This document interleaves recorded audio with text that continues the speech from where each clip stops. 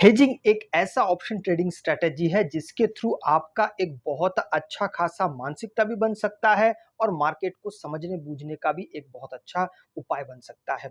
लेकिन हेजिंग को करने से पहले आपके मन में कई बार आता है कि मार्केट तो हमको बहुत बार फ्लैट खुलता हुआ दिखता है, फिर थोड़ा ऊपर जाता है, फिर थोड़ा नीचे आता है, फिर मार्केट दोबारा ऊपर की तरफ चले जाता है।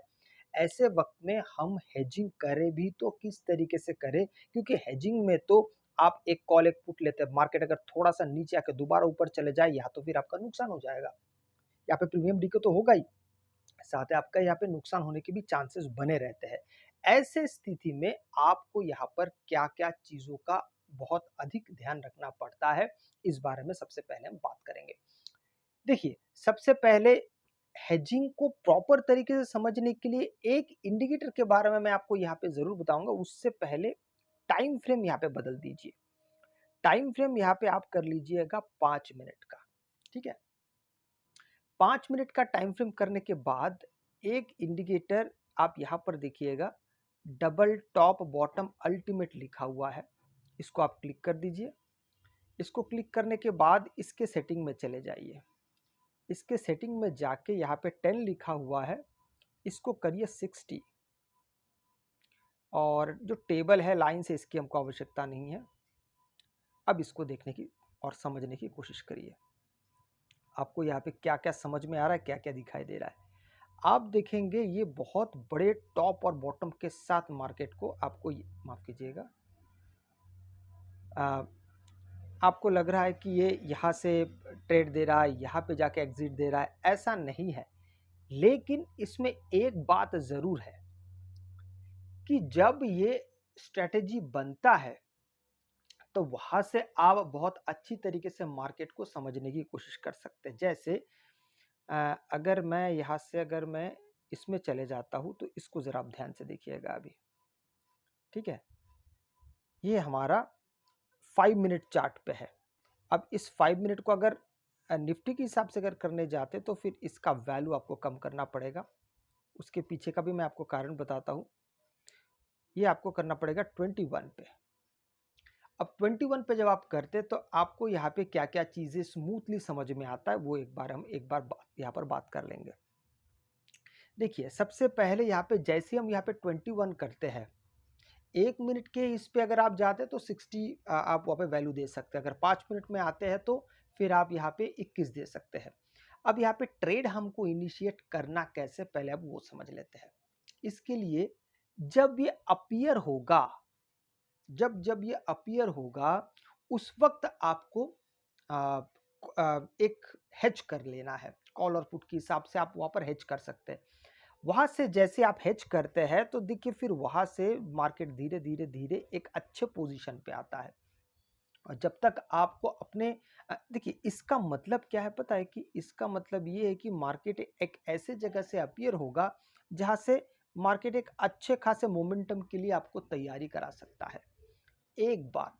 दूसरी बात, यहाँ पे एक चीज़ आप और ध्यान रखिएगा, ये चीज़ जो है वो धीरे-धीरे ऊपर तो जाएगा ही, हो सकता है ये जो आपको येलो कलर का सिग्नल है वो आपको यहीं पे मिल जाए।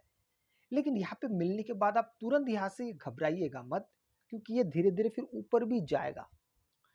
अब ऊपर भी जाएगा, लेकिन हमारे पास तो सारा दिन पड़ा हुआ नहीं है कि हम कब तक मार्केट में वेट करते रहेंगे, कब तक हम मार्केट को सिर्फ उस अंदाजे से सोचेंगे कि ये सिग्नल कब देगा। इसके लिए आपको पहले से ही प्रॉफिट के बारे में और टारगेट के बारे में आपको सोच के रखना है ही है। अभी वो प्रॉफिट और टारगेट आपका कितना होना चाहिए, सवाल आता है ये। देखिए, एक बात है, आप हेजिंग को बहुत देर तक होल्ड नहीं कर सकते। अगर आप कोई आम दिन कर रहे हैं, तो उसके लिए हमें हमेशा, अगर हेज के हिसाब से अगर देख रहे हैं तो 10% बहुत ज़्यादा है। मैं कहता हूँ आप 5 से 10% के बीच में रखिए और फिर मार्केट से आप बाहर निकल जाइए। फिर अगर कोई दूसरा सेटअप आपको अच्छा लगता है, लीजिए, और बेहतर है कि उस दिन कोई ट्रेड ना करे तो भी चलेगा। 5 से 10% का भी अगर आपका टारगेट होता है, ये सबसे अच्छा होता है। और क्या पता आप यहाँ से आपको ट्रेड मिल रहा है और धीरे-धीरे फिर यहाँ से आपको एग्जिट भी करने का वक्त मिल जाएगा। एक बात। दूसरी बात, ये जो बनता है ना, ये बनने के बाद मान लीजिए नीचे आ रहा है, मार्केट नीचे आ रहा है और एक रेट बन चुका है। इसके लिए आपको हमेशा एक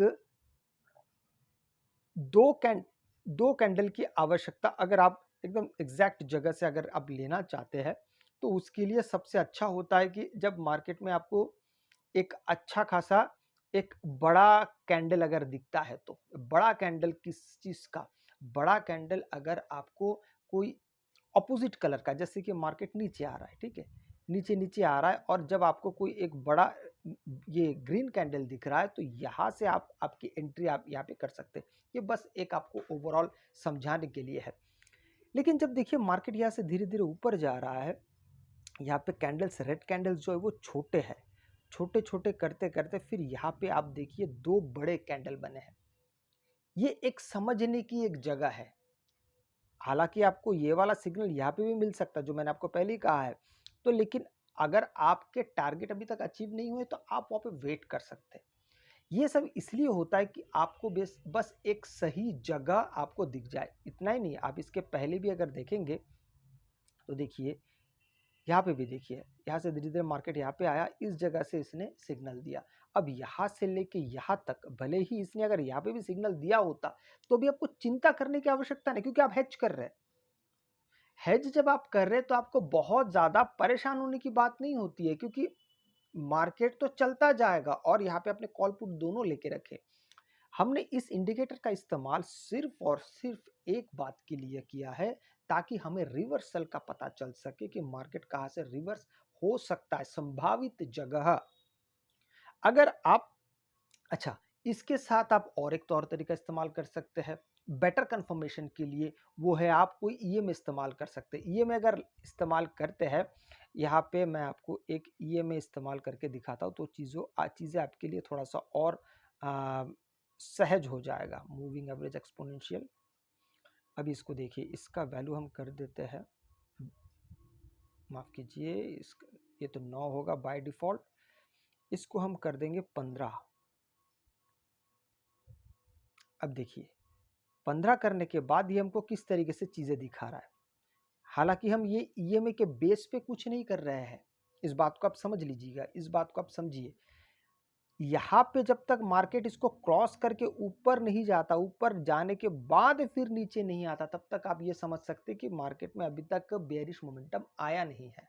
मार्केट अभी भी अपसाइड में है, क्योंकि इसके थ्रू हम समझ पा रहे हैं कि मार्केट यहाँ से ऊपर जा रहा है। तो इसलिए अगर यहाँ पे अपीयर हो भी जाता है तो भी आपको घबराने की आवश्यकता नहीं, क्योंकि मार्केट यहाँ पे आपको और एक मौका ज़रूर देगा, आप जिस तरीके से अपने टारगेट को फिक्स करते हैं। तो यहाँ पे टारगेट के बारे में सबसे पहले मैंने बताया कि टारगेट, अच्छा ये एक ईएमए है, आप यहाँ पे डबल ईएमए का भी इस्तेमाल कर सकते हैं और आप यहाँ पे आरएसआई का भी इस्तेमाल कर सकते हैं। आपको अगर लगता है कि भाई आरएसआई का जो ओवर बॉट पोजीशन है वहाँ तक अगर चला जाता है, तो वहाँ से भी ट्रेड एग्जीक्यूट किया जाता है। ये जितने भी मैं इंडिकेटर्स को मैं बता रहा हूँ, इन सबको सिर्फ और सिर्फ एक बिंदु के लिए, हम यहाँ पे बाय और सेल के बारे में नहीं बात कर रहे हैं। हम यहाँ पर बात कर रहे हैं कि उस जगह पे जाके आप हेज के बारे में एक निर्णय ले सकते हैं कि मार्केट अब उस एरिया तक पहुंच गया है जहां से मार्केट या तो फिर शायद और ऊपर जा सकता है, या तो मार्केट और नीचे आ सकता है। ये दोनों संभावित बातें यहाँ पर हो सकती है। इसलिए आपको उन सब जगह पे थोड़ा बहुत फ़र्क करने के साथ, जैसे कि मैंने आपको कहा है कि 10 से लेके 5 से लेके 10% का आपका यहाँ पे प्रॉफ़िट के बारे में आपको देखना चाहिए। अब सवाल आता है कि आपको कितने दिन इन सब चीज़ों को करना चाहिए। तो सबसे पहले यहाँ पे एक चीज़ को आप अवॉइड करिएगा, मार्केट अगर बहुत बड़े गैप अप के साथ अगर खुलता है, या मार्केट बहुत बड़े गैप डाउन के साथ खुलता है, एक बात। क्यों ऐसा? क्योंकि मार्केट जब बड़े गैप अप और बड़े गैप डाउन के साथ खुलता है तो ज़्यादातर पाया जाता है कि मार्केट में वोलेटिलिटी उस दिन कम रहती है। तो बेहतर होगा, क्योंकि देखिए अगर आप उस दिन भी अगर आप हेज के बारे में सोचेंगे तो आपको थोड़ा-सा वहाँ पे प्रॉब्लम मिल सकता है, क्योंकि मार्केट ज़्यादातर कंसोलिडेट करता है, ये एक बात है।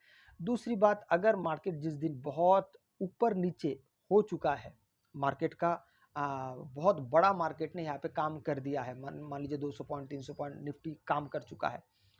नेक्स्ट डे अगर मार्केट इसके बीच में कहीं खुलता है, तो ऐसे वक़्त में भी आपको हेज को फिर अवॉइड करना चाहिए।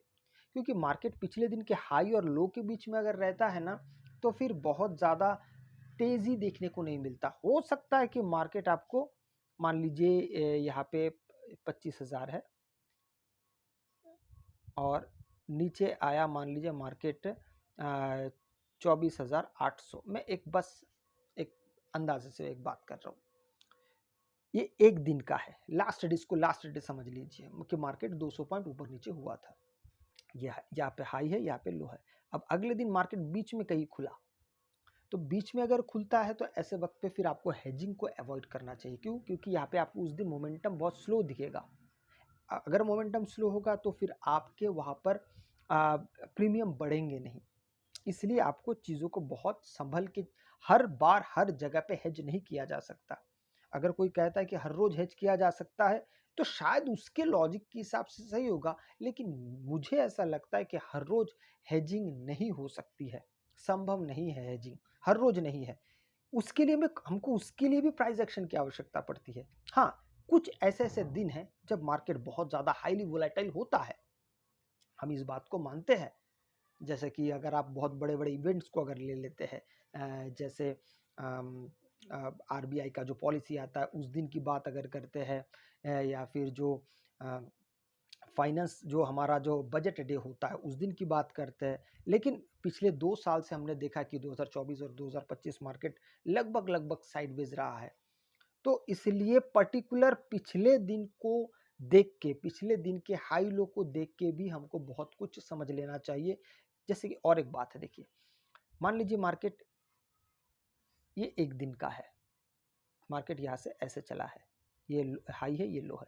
अगले दिन मार्केट यहाँ पे खुलता है, फिर धीरे-धीरे आपने मान लीजिए पोजीशन बना ली, मार्केट ऊपर भी गया।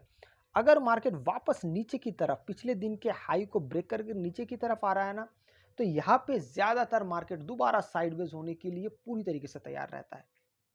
तो इसलिए ऐसे सिचुएशन पे भी अगर मान लीजिए मार्केट पिछले दिन खुल के वापस पिछले दिन के हाई लो के अंदर चला आया है, तो उस दिन आप या उस जगह के बाद से आप हेजिंग को फिर अवॉइड करना शुरू करिए। मार्केट वहां से साइडवेज होने की पूरा चांसेस हो जाता है। तो इन सब बातों को आपको ध्यान में रखना चाहिए। इन सब बातों को ध्यान में रख के ही फिर आप एक सही, अच्छा एक बात और है कि इसमें प्रैक्टिस बहुत करना पड़ता है। आपको लगातार इसमें बने रहने के लिए आपको हर वक्त आपके दिमाग में एक सही जगह पे एंट्री के बारे में आपके दिमाग में होना चाहिए, और प्रॉफिट और लॉस को बिल्कुल दिमाग में रख के, क्योंकि आपका टारगेट और स्टॉप लॉस ही आपको सही जगह से निकालेगा और आपको समृद्ध कर सकता है। अगर आपको वीडियो अच्छा लगे तो लाइक शेयर सब्सक्राइब जरूर कीजिएगा। आपसे मैं अगले वीडियो मिलता हूँ, तब तक के लिए जय हिंद।